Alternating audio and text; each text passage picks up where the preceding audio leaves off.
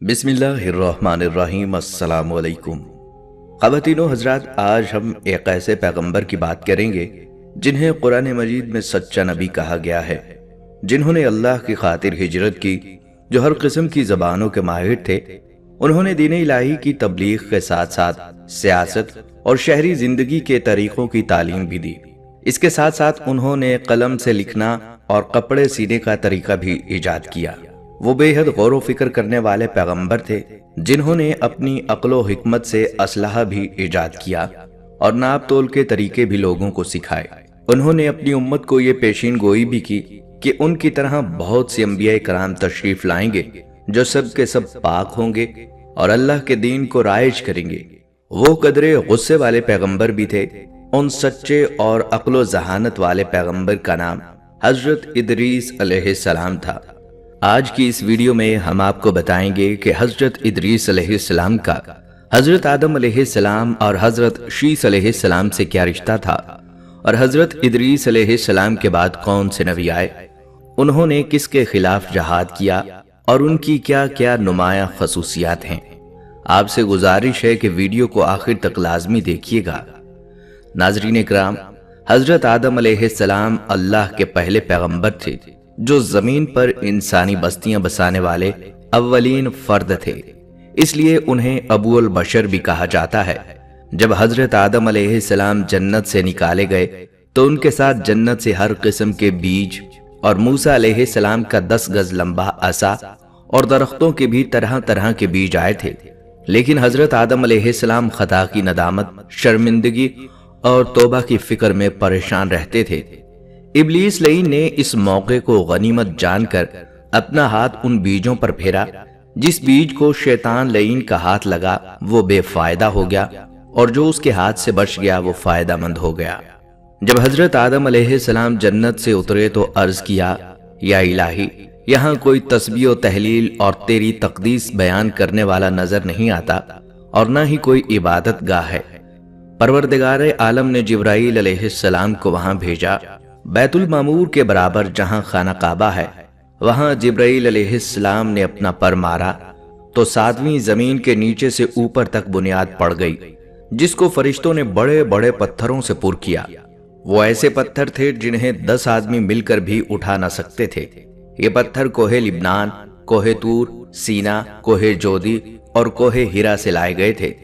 इसी बुनियाद पर बैतुल मामूर को नाजिल फरमाकर टिकाया गया था ताकि उसके इर्द गिर्द आदम अलैहिस्सलाम और उनकी औलाद तवाफ करें। जब हजरत आदम अलैहिस्सलाम और बीबी हव्वा की तौबा कबूल हो गई तो उन्हें इत्मीनान हो गया।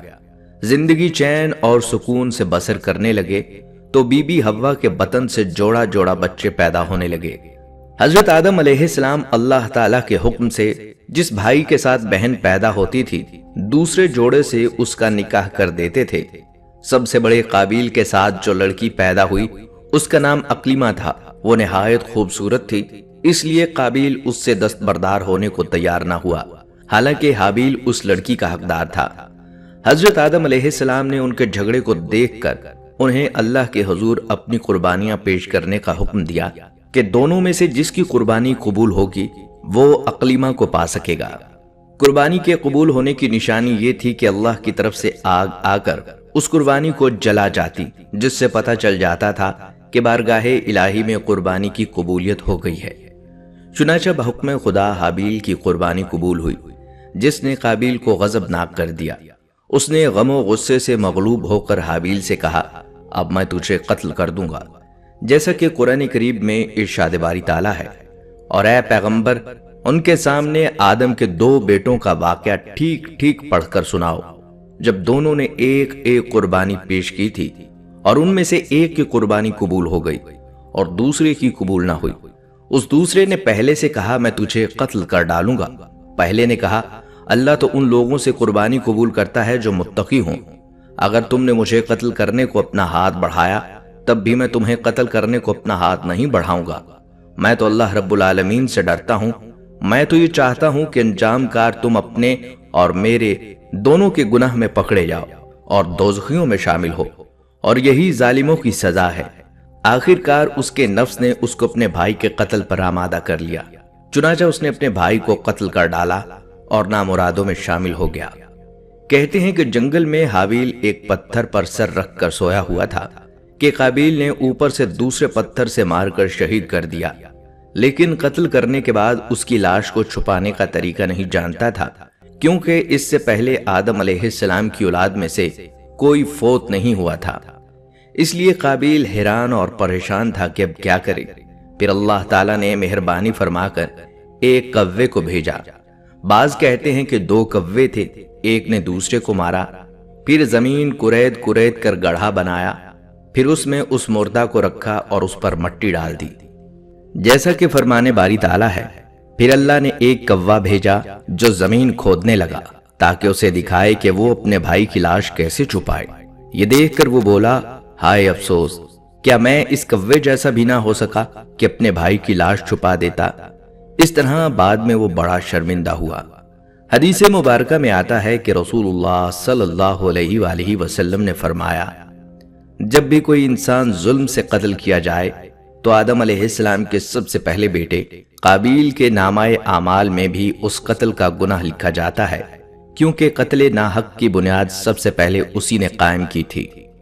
حضرت حابیل کے شہید ہونے کے بعد حضرت آدم علیہ السلام غم زدہ رہتے تھے، کیونکہ یہ ان کی نسل میں پہلا واقعہ تھا، تو اللہ تعالیٰ نے اپنے فضل و کرم سے ان کو حضرت شیس علیہ السلام جیسا بیٹا عطا فرمایا، تاکہ ان کی نسل سے حضرت محمد صلی اللہ علیہ وآلہ وسلم پیدا کیے جائیں۔ حضرت شیس علیہ السلام پر کچھ صحیفے بھی اترے۔ حضرت آدم علیہ السلام نے وصیت فرمائی تھی کہ حضرت نوح علیہ السلام کا زمانہ پاؤ تو میرے جسد کو کشتی نوح میں رکھ دینا، ورنہ اپنی اولاد کو نصیحت کر دینا۔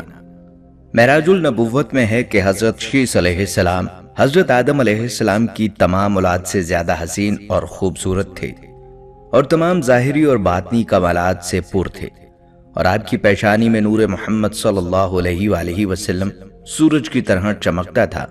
ان سے آدم علیہ السلام سے نور محمدی صلی اللہ علیہ وآلہ وسلم کی حفاظت کے بارے میں ایک عہد نامہ تحریر کروایا تھا، تاکہ نور محمدی کو پاک رحموں اور پاک پشتوں میں پہنچایا جائے، اس عہد نامے پر عمل کیا جائے اور اس عہد نامہ کو ایک دوسرے تک پہنچایا جائے۔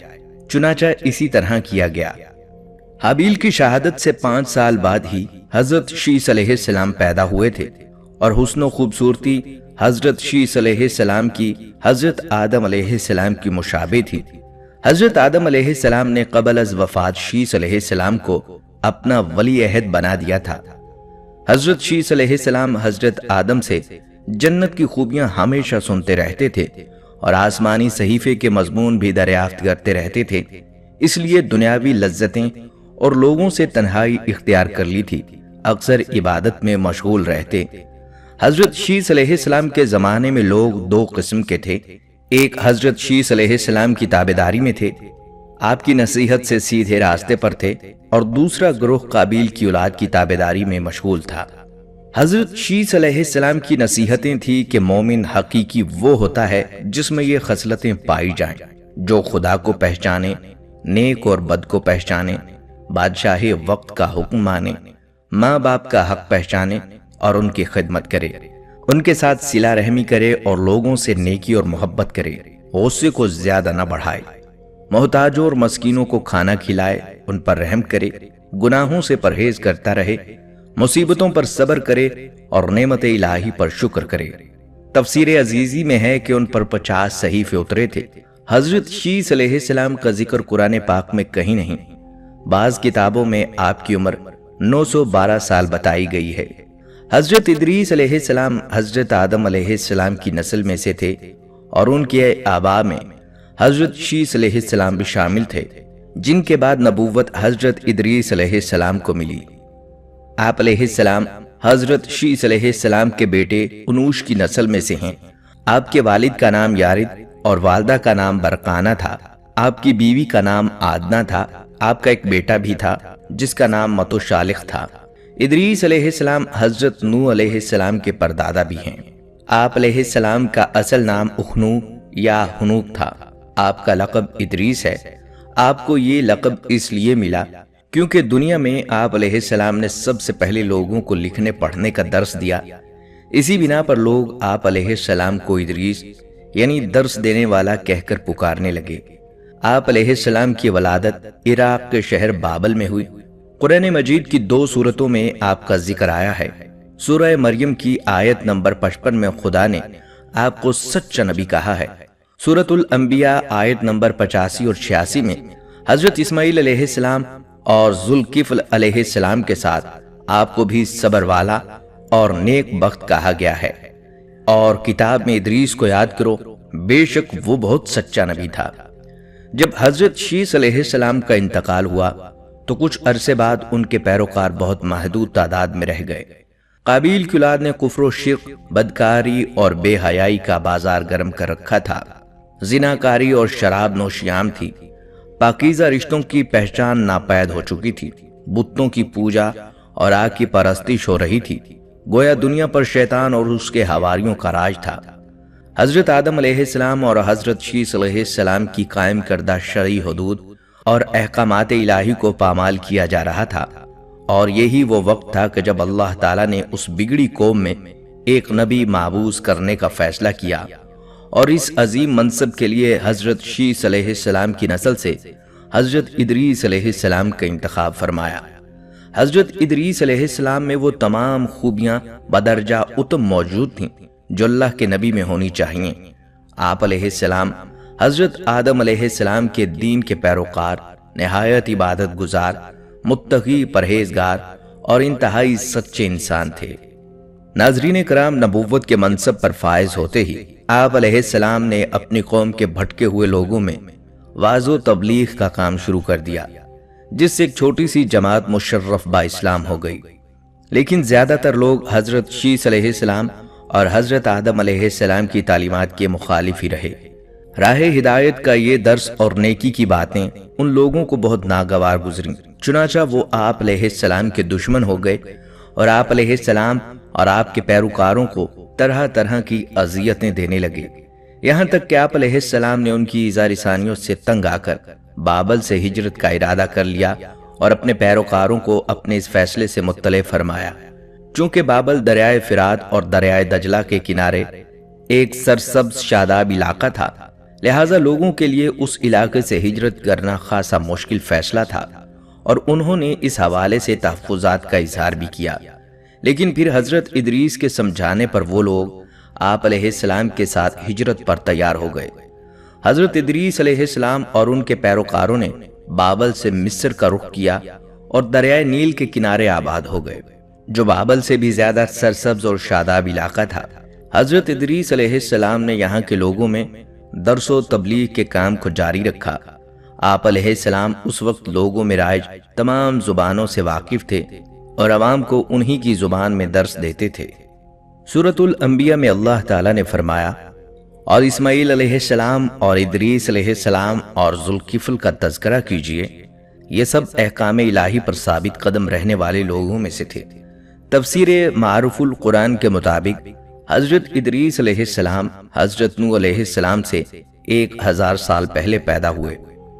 حضرت ادریس علیہ السلام وہ پہلے انسان ہیں جنہیں علم نجوم اور حساب بطور معجزہ عطا کیے گئے۔ نیز سب سے پہلے انہوں نے ہی قلم سے لکھنا اور کپڑا سینا ایجاد کیا۔ ان سے پہلے لوگ عموماً جانوروں کی کھال لباس کے طور پر استعمال کیا کرتے تھے۔ پھر یہ کہ سب سے پہلے ناپ تول کے طریقے بھی آپ علیہ السلام نے متعارف کروائے، اور اسلحہ بھی آپ علیہ السلام کی ایجاد ہے۔ آپ علیہ السلام نے اسلحہ تیار کر کے بنو قابیل سے جہاد کیا۔ علامہ ابن اسحاق کا کہنا ہے کہ دنیا کا سب سے پہلا شخص جس نے قلم سے لکھا حضرت ادریس علیہ السلام ہیں۔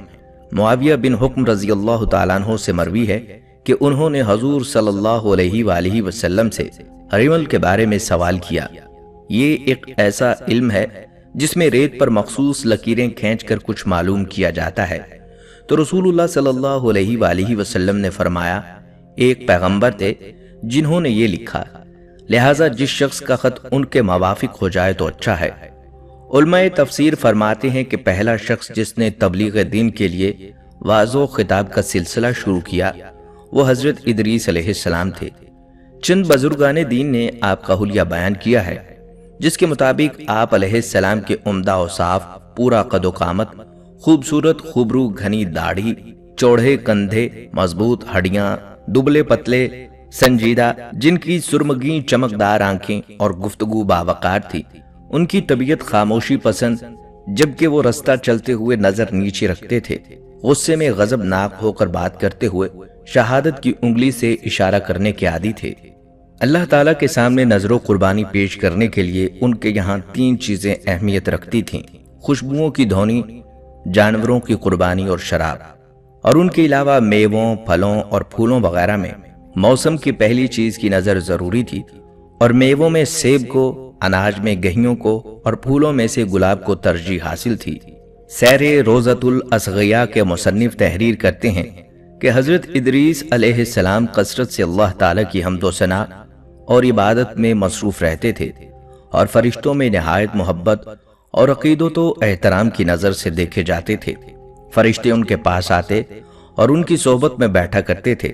चुनाचा एक मर्तबा हजरत इजराइल अलैहिस्सलाम भी अल्लाह ताला से इजाजत लेकर आए और इंसानी शक्ल में बहुत देर तक उनकी सोहबत में हाजिर रहे।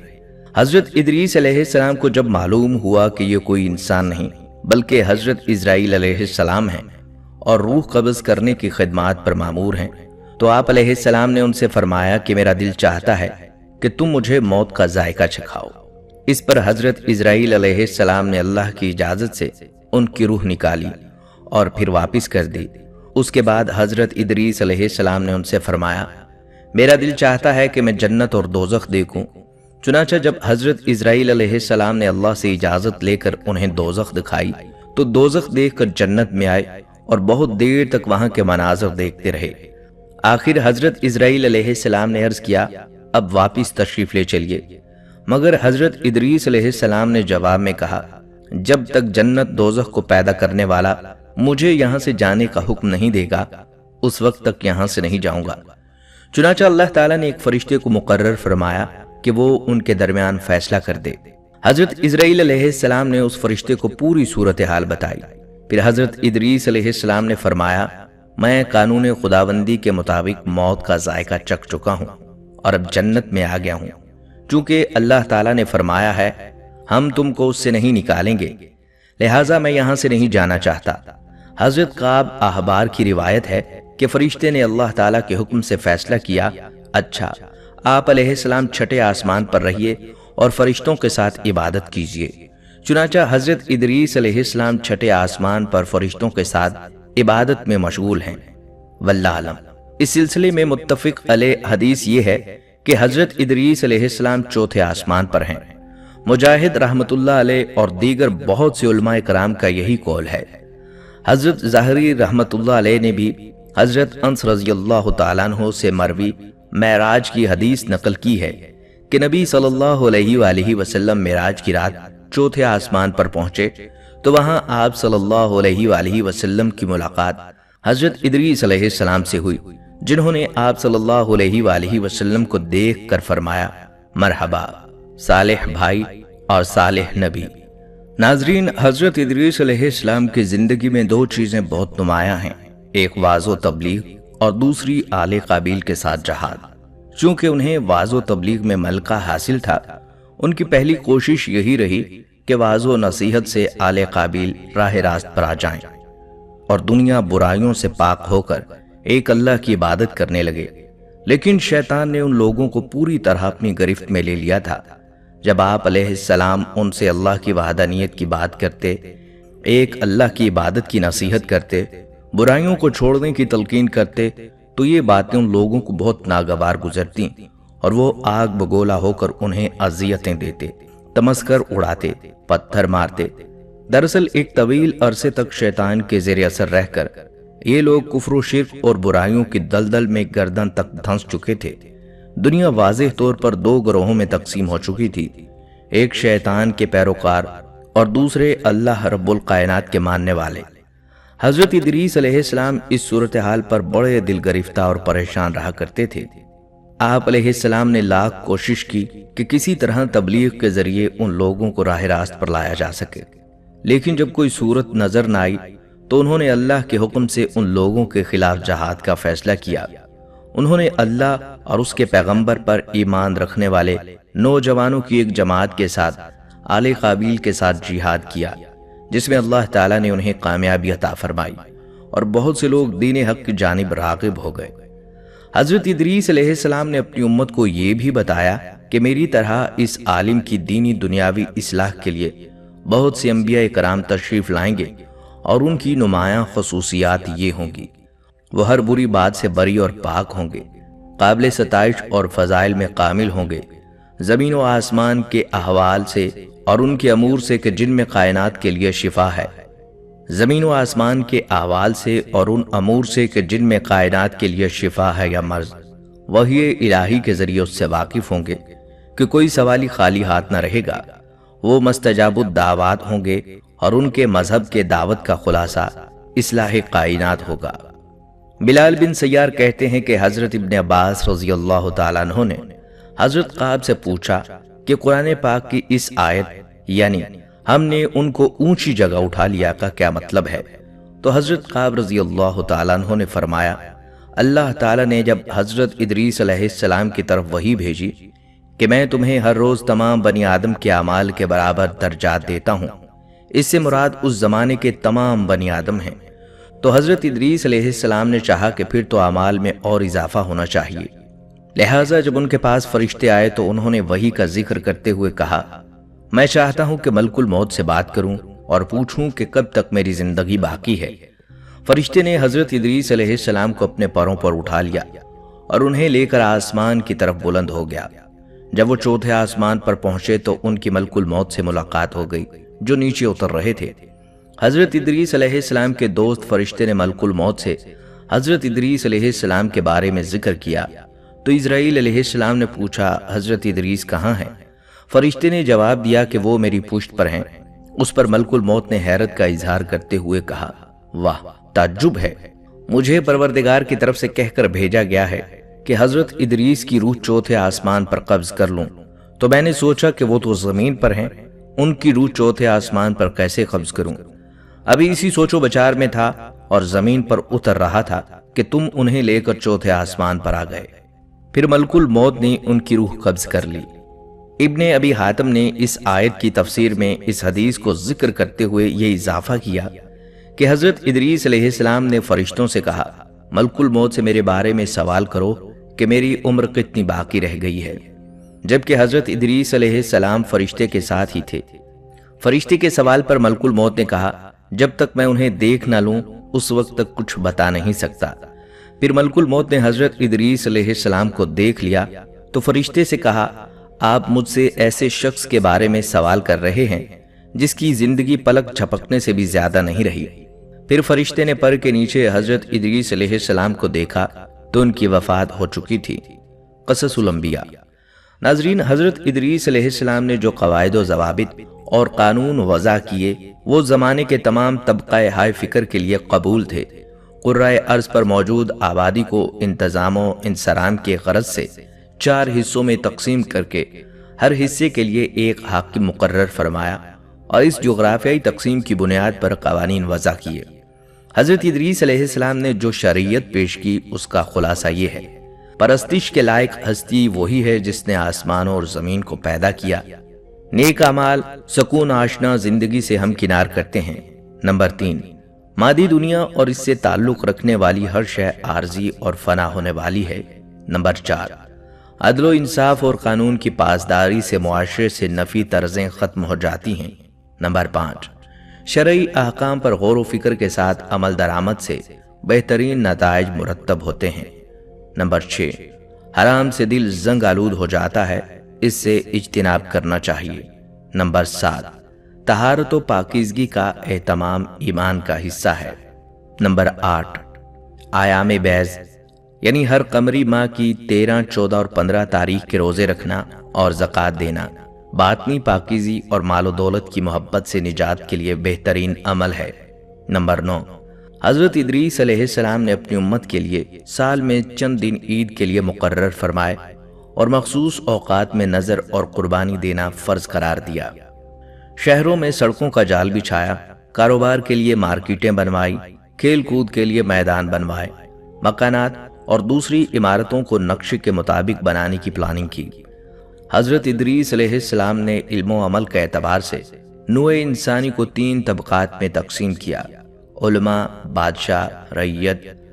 حسب ترتیب ان کے مراتب مقرر فرمائے۔ علماء کو پہلا اور بلند درجہ دیا گیا، اس لیے کہ وہ اللہ تعالیٰ کے سامنے اپنے نفس کے علاوہ بادشاہ اور رعایا کے معاملات میں جواب دہ ہیں۔ بادشاہ کو دوسرے درجے پر رکھا گیا کہ وہ اپنے نفس اور امور مملکت کے جواب دہ ہیں۔ رعایا چونکہ صرف اپنے نفس کے لیے جواب دہ ہے، اس لیے وہ تیسرے طبقے میں شامل کی گئی، لیکن یہ طبقات نسل و خاندانی امتیازات کے لحاظ سے نہیں تھے۔ روایت کی جاتی ہے کہ ان کی انگوٹھی پر یہ عبارت کندہ تھی: اللہ پر ایمان کے ساتھ صبر فتح مندی کی علامت ہے۔ کمر سے باندھنے والے پٹکے پر تحریر تھا: حقیقی عیدیں اللہ تعالیٰ کے فرائض کی حفاظت میں مخفی ہیں اور دین کا کمال شریعت سے وابستہ ہے۔ نماز جنازہ کے وقت جو پٹکا باندھتے تھے اس پر حسب ذیل جملے تحریر تھے: سعادت مند وہ ہے جو اپنے نفس کی نگرانی کرتا ہے، اللہ کے سامنے انسان کے شفیع اس کے اپنے نیک اعمال ہیں۔ ناظرین، روایت کے مطابق حضرت ادریس علیہ السلام نے دین الہی کے پیغام کے علاوہ سیاست، شہری زندگی اور بود و باد کے تمدنی طریقوں کی بھی تعلیم کی، اور اس کے لیے انہوں نے ایک فرقہ اور جماعت سے طلبہ جمع کیے اور ان کو مدنی سیاست اور اس کے اصول و قواعد سکھائے۔ جب یہ طلبہ کامل اور ماہر بن کر اپنے قبائل کی طرف لوٹے تو انہوں نے شہر اور بستیاں آباد کی جن کو مدنی اصولوں پر بسایا۔ ان شہروں کی تعداد کم و بیش 200 کے قریب تھی، جن میں سب سے چھوٹا شہر روحا تھا۔ حضرت ادریس علیہ السلام نے ان طلبہ کو دوسرے علوم کی بھی تعلیم دی، جن میں علم حکمت اور علم نجوم جیسے علوم بھی شامل ہیں۔ حضرت ادریس علیہ السلام پہلی ہستی ہیں جنہوں نے علم حکمت اور نجوم کی ابتدا کی، اس لیے اللہ تعالیٰ نے ان کو آسمان اور ان کی ترکیب کواکب اور ان کے جمع و تفریق کے نقاط اور ان کی باہم کشش کے رموز و اسرار کی تعلیم دی اور ان کو علم عدد و حساب کا عالم بنایا۔ اور اگر اس پیغمبر خدا کے ذریعے ان علوم کا علم نہ ہوتا تو انسانی فطرت کی وہاں تک رسائی مشکل تھی۔ انہوں نے مختلف گروہوں اور امتوں کے لیے ان کے مناسب حال، قوانین و قواعد مقرر فرمائے۔ حضرت ادریس علیہ السلام کی بیان کردہ حکمت اور ان کے علوم کے سامنے رکھ کر تفکر کیا جائے، یہ حقیقت آشکار ہو جاتی ہے کہ اللہ کی تفویض کردہ امانت یعنی خلافت و نیابت سے متعلق علوم اور ان علوم کے ذریعے کائنات میں تصرف کر کے موجودات کو تسخیر کا اختیار صرف انسان کو حاصل ہے۔ اللہ نے بحیثیت خالق اپنے بندوں کو ایسا علم عطا کیا کہ ان کے اندر ساری تخلیقی صلاحیتیں پیدا ہو گئیں۔ آدم زاد ان صلاحیتوں کے استعمال سے اللہ کی مخلوق کو فائدہ بھی پہنچا سکتا ہے اور اپنی ان تخلیقی صلاحیتوں سے مخلوق پر عرصہ حیات تنگ بھی کر دیتا ہے۔ صلاحیتوں کے استعمال سے سامنے آنے والی تخلیق طرز فکری کی عکاسی کرتی ہے۔ طرز فکر اگر مثبت ہے اور انبیاء اکرام اور ان کے وارث اولیاء اللہ کی طرز و فکر سے ہم آہنگ ہیں تو اس سے جو بھی عمل صادر ہوتا ہے وہ بھی نئی تخلیق سامنے آتی ہے۔ وہ نوع انسانی اور دیگر مخلوق کے لیے سکون، آرام، راحت اور خوشی کا باعث ہوتی ہے۔ اور طرز فکر اگر محدود دائرے میں قید ہے، ذاتی منفعت اور انفرادی اغراض کے خول میں بند ہے، تو تخلیقی صلاحیتوں کا استعمال کسی بھی طرح نوع انسانی کے اجتماعی مفاد میں نہیں ہے، کیونکہ صلاحیتوں کا استعمال صرف اور صرف اسی کے لیے ہے کہ کسی ایک فرد یا مخصوص گروہ کی اجارہ داری قائم کر کے اپنی ہی نوع کے افراد کو محکوم بنا دیا جائے۔ اس لیے طرز فکر کے زیر اثر منظر عام پر آنے والی تخلیقات اور نئی نئی ایجادات بجائے سکون و آرام کے نوع انسانی کے لیے مصیبت بن جاتی ہیں۔ انبیاء کرام چونکہ جس طرز فکر کے حامل ہوتے ہیں جس میں یہ بات راسخ ہوتی ہے کہ کائنات کی تمام چیزوں کا اور ہمارا مالک اللہ ہے، کسی چیز کا رشتہ براہ راست ہم سے نہیں بلکہ ہم سے ہر چیز کا رشتہ اللہ کی معرفت قائم ہے، لہٰذا ان کی سوچ لامحدود وسعتوں کی حامل ہوتی ہے اور اللہ تعالیٰ کے ان فرستادہ بندوں سے اللہ کی عطا کردہ اختیارات کے تحت جو تخلیقات ظہور میں آتی ہیں ان سے اللہ کی مخلوق کی فلاح کا سامان میسر آتا ہے، کیونکہ وہ مظاہر کے پس پردہ کام کرنے والی حقیقت سے باخبر ہوتے ہیں اور حقیقت میں ذہنی انتشار نہیں ہوتا، حقیقت کے اوپر غم اور خوف کے سائے نہیں منڈلاتے، حقیقی دنیا سے متعارف بندے ہمیشہ پرسکون رہتے ہیں۔ नाज़रीन, अल्लाह ताला ने कुरान पाक में सूरह बकरा की पहली आयतों में फरमाया है कि ये किताब उन लोगों के लिए है जो मुत्तकी हैं, और मुत्तकी लोग वो हैं जो गैब पर यकीन रखते हैं। ख़वातीनो हज़रात, ये थी हमारी आज की वीडियो। हम उम्मीद करते हैं कि आपको ये वीडियो पसंद आई होगी। अगर आपको हमारी ये वीडियो पसंद आई है तो आपसे गुजारिश करते हैं कि आप हमारे चैनल को ज़रूर सब्सक्राइब करें और हमारी इस वीडियो को अपने दोस्तों तक लाजमी पहुंचाइएगा ताकि उनके इल्म में भी दीन का इजाफा हो सके। अगली वीडियो तक के लिए इजाज़त दीजिए। अल्लाह हाफिज़।